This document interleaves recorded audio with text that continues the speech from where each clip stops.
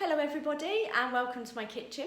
Today we're going to go through how you can use essential oils to not only flavour your food but of course for the added health benefits too.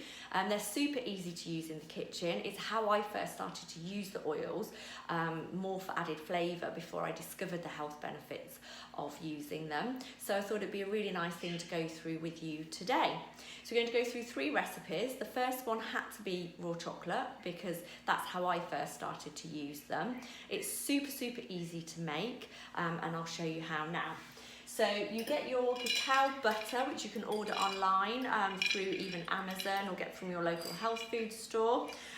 These ones are called cacao butter wafers, so you don't have to worry about grating the cacao butter. And you simply melt that over hot, not boiling water, which is in a saucepan. It's called a bain-marie method, and we just melt it like so, but Blue Peter style. I've already done that. Then next we're going to add in our sweetener. You can use honey, but I like using maple syrup, especially if it needs to be vegan. So we add in 1.5 tablespoons of maple syrup. Give that a nice mix. Pinch of pink Himalayan sea salt. Mix that in.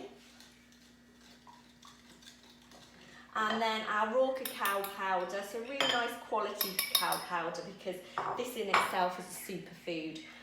It's got more iron per gram than beef and lamb, and it's really high in antioxidants too, so it's really great pairing for our lovely divine oils. So we give that a really nice stir to make sure that all the lumps are out of it. I do recommend that you wear an apron because raw chocolate can actually stain your clothes, or it's a bit tricky to get out. So once we've stirred that in, made sure that all the lumps have gone, we're then going to choose what flavour to make our chocolate. Okay, so you can literally use so many different varieties. People have used lime and cardamom, quite unusual, but it's very nice. Geranium is lovely if you prefer a more Turkish delight style chocolate. That's really lovely. But today we're going to keep it really simple and use an oil that we've already fallen in love with and have learned lots about. This oil camp is our peppermint. These chocolates make a fantastic after dinner party mint. So all we're going to do is add in, I like mine quite strong, so I'm going to put 4 drops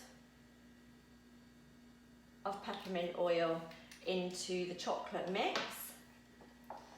And we can see it's really nice and smooth now. There's no lumps in there at all. And then we get our cake cases. I use the silicone ones because I can reuse those, but you can obviously use the disposable paper ones if you'd rather. And all I've done is I've popped some roasted buckwheat groats in there, pre-roasted. I don't bother with any of that myself. And I've popped a little bit of that in the bottom of each and every cupcake case. And that just gives a really nice crunch to the mint chocolate. Really lovely. And then all we do is literally just spoon that into the cupcake cases. Now it really doesn't need to be very thick.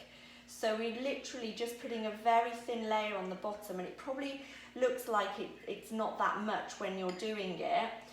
But once these have set in the fridge and you pull them out of the cases to serve, we don't serve them in the cases, that is purely just to get the right shape and to allow the chocolate to set.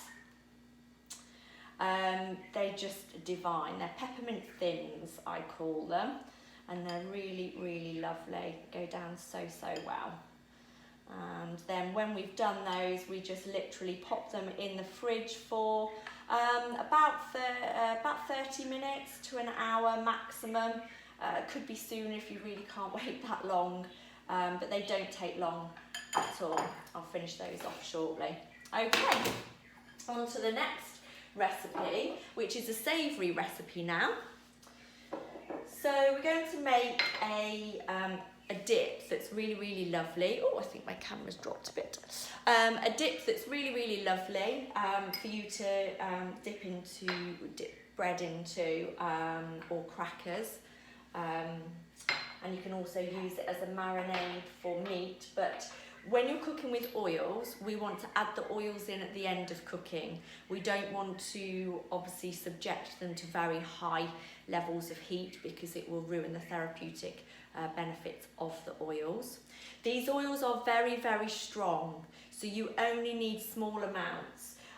The oils that I'm going to be using are basil, oregano and rosemary. Thyme is also very, very nice, but I didn't have any thyme left, so I'm going to use rosemary. You can sometimes interchange the oils very successfully. Oregano is a hot oil, as we've already talked about. So what we want to make sure that we do is only put a teeny tiny drop. Now, you can always add more, but you can't take it out. So you don't want to ruin a recipe that you may have spent some time already cooking. So go very, very carefully. And one way that you can do that is actually using a cocktail stick.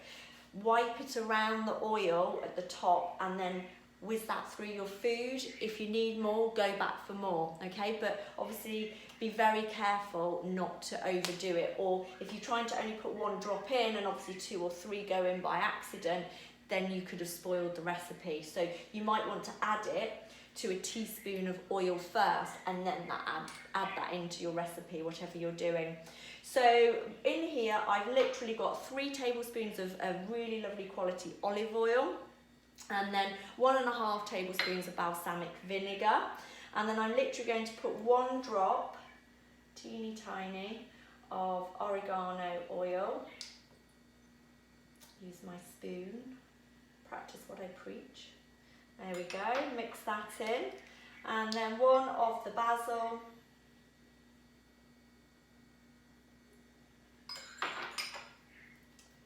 And 1 of the rosemary. If you want to, you can add dried herbs, but obviously using these oils, you really, really don't need to. What might look quite pretty on the table is if you put a couple of basil leaves in with it. And you just give that a really good stir, and it really does smell divine. Please try making this so that you can smell it too and enjoy eating it. I often do this one at my workshop classes, and it goes down really, really nicely. I make some spelt bread, or a really nice low carb paleo bread recipe, and dipping that into here is truly delicious, very, very nice. The other thing as well that you can do with the oils is make your own pre-flavoured oils. So a friend of mine bought me these. So this is orange infused olive oil and basil and lemon. Now when they ran out, I looked at buying some more and they were so expensive. So what I've actually done is filled these up again with some nice olive oil and then added a few drops into each of the relevant flavoured oil, and then just given it a good shake, and then I use these and they're ready to go. So that's great. And then the last recipe we're going to do isn't really a recipe in a way. It's a great one for getting children to drink more water. I really struggle with getting my 12-year-old daughter to drink more water. It's really quite a battle. So coming up with new ideas to make it more interesting is always great. So what I've done here is I've got an ice tray, I've chopped up some lemon, and I've chopped up some apple, and then I'm going to fill these with water, obviously filtered water, and then I'm just going to add in a drop of juniper berry to the apple and some lime with the lemon. And you just pop those in and then pop it in the freezer, and when it comes out, pop that in your water. It's already ready to go. You haven't even got to reach for the oils, and it looks pretty and the kids just love it. So anyway, I hope that gave you some great ideas as to what you can do. And if you've got any queries, please comment below and I'll get back to you. Thank you.